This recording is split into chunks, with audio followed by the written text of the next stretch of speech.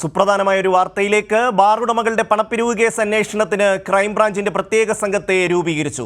Crime branch ആസ്ഥാനത്തെ DYSP Binu അന്വേഷണ ഉദ്യോഗസ്ഥനാണ്. Thiruvananthapuram unit S Madhusoodanan മേൽനോട്ടം വഹിക്കും. ഷീജ ചേരുന്നു. ഷീജ, എന്തൊക്കെയാണ് ഇതിന്റെ വിശദാംശങ്ങൾ?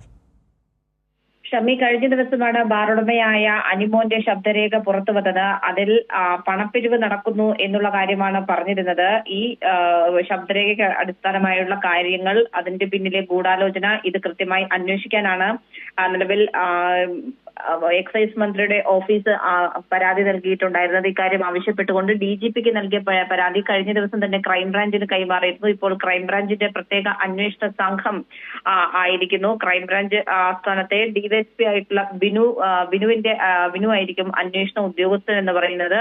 തിരുവനന്തപുരം യൂണിറ്റിന്റെ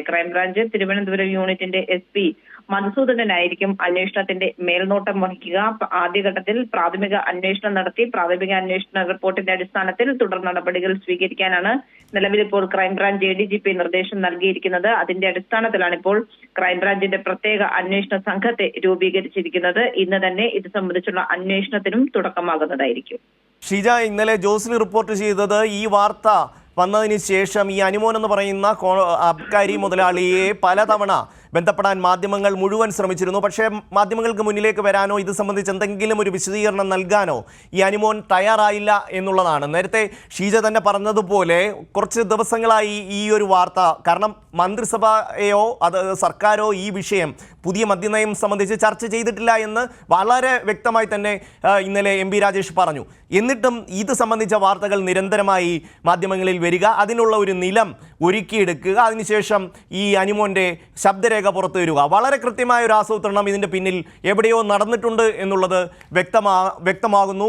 ഈ അന്വേഷണ സംഘം ഏതൊക്കെ രീതിയിലാവും ഇത് സംബന്ധിച്ച അന്വേഷണവുമായി മുന്നോട്ട് പോവുക? ഷീജ, നിലവിലേതായാലും ഇപ്പോൾ രൂപീകരിച്ചിട്ടുള്ള പ്രത്യേക അന്വേഷണ സംഘം ഈ വിഷയത്തിന്റെ സമഗ്രമായ കാര്യങ്ങളും പരിശോധിക്കും എന്ന് തന്നെയാണ് മനസ്സിലാക്കുന്നത്. കാരണം കഴിഞ്ഞ ദിവസം MP രാജേഷിന്റെ ഓഫീസ് നൽകിയ പരാതിയിൽ അവർ ആവശ്യപ്പെട്ടിരുന്നതും ഇക്കാര്യമാണ്. ഈ എക്സൈസ് മന്ത്രിയുടെ ഓഫീസിനെതിരെ വ്യാജ പ്രചരണം നടത്തുന്നു, കിംവദന്തികൾ പ്രചരിപ്പിക്കുന്നു, ഇതിന് പിന്നിലെ ഗൂഢാലോചന അത് കണ്ടെത്താൻ സമഗ്രമായ അന്വേഷണം വേണം എന്നുള്ളതാണ് ആവശ്യപ്പെട്ടിരുന്നത്. അതുകൊണ്ട് ഈ പുറത്തു വന്ന ശബ്ദരേഖ, ആ ശബ്ദരേഖയിൽ പറയുന്ന കാര്യങ്ങൾ, അതിനടിസ്ഥാനമാക്കിയുള്ള കാര്യങ്ങൾ, ഇവരുടെ യോഗങ്ങൾ അടക്കമുള്ള വിശദമായി തന്നെ ഇവയെല്ലാം അന്വേഷണ സംഘത്തിന്റെ അന്വേഷണത്തിന്റെ പരിധിയിൽ വരും എന്ന് തന്നെയാണ് മനസ്സിലാക്കുന്നത്.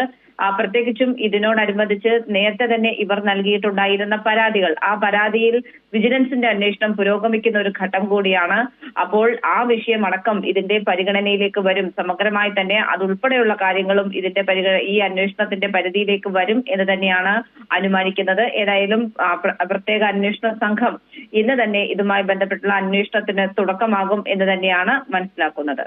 ഷമ്മി, ഷീജ, നമ്മൾ ഈ മാധ്യമങ്ങളൊക്കെ തന്നെ ശ്രദ്ധിച്ചാൽ ഈ ഒരു വാർത്തയെ എങ്ങനെയൊക്കെ താരതമ്യം ചെയ്യുന്നു എന്നുള്ളതാണ്. ബാർകോഡ് 2, അതുപോലെ തന്നെ അങ്ങനെ നേരത്തെ ഉണ്ടായിരുന്ന ഒരു സംഭവങ്ങളുടെ ഒരു തുടർച്ചയെന്ന പോലെ ഈ സർക്കാരും അഴിമതിക്കാരാണ്, അല്ലെങ്കിൽ ഇവരും കൈക്കൂലിക്കാരാണ് എന്ന് സമർത്ഥിക്കാൻ വേണ്ടി വളരെ കൃത്യമായ ഒരു ആസൂത്രണം ഇക്കാര്യത്തിൽ നടന്നിട്ടുണ്ട്. നമുക്കറിയാം, കഴിഞ്ഞ UDF സർക്കാർ പൂട്ടിയ ബാറുകളെല്ലാം തുറന്നത് LDF സർക്കാർ തന്നെയാണ്. പക്ഷെ 1 രൂപയുടെ അഴിമതി അത് സംബന്ധിച്ച് അക്കാലത്ത് ഉയർന്നിട്ടില്ല.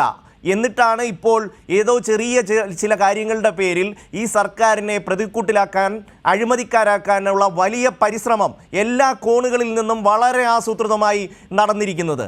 അതിൻ്റെ ഒരു തുടർച്ചയാണ് ഈ ഒരു ശബ്ദരേഖ പുറത്തു വന്നിരിക്കുന്നത്.